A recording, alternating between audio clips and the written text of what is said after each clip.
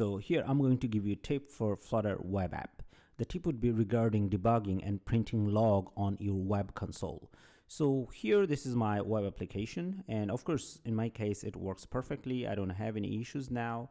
So what if I want to debug that certain thing that don't work, or I just want to know more about the application? So how to go ahead and debug this thing? Okay, so in general, if your Flutter application, in your application, of course you're gonna write a bunch of logs just to test whatever you want to do and check. So you would go ahead and do that one. Okay, so it's a bunch of print statements. Okay, it could be debug print, it doesn't matter.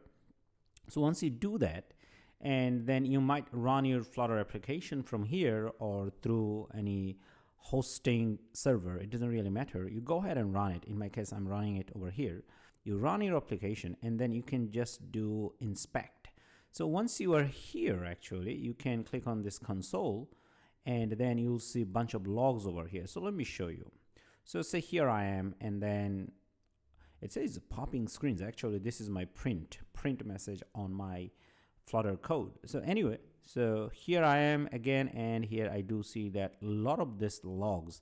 Now obviously these logs are here, as we have seen early, that okay, I just put some mark over here like 0, 0, 1 and 1 and with some information, and this is exactly what we see over here. Okay, 0, 0, 1 and different kind of logs. Okay, so this would help you to debug your Flutter web app.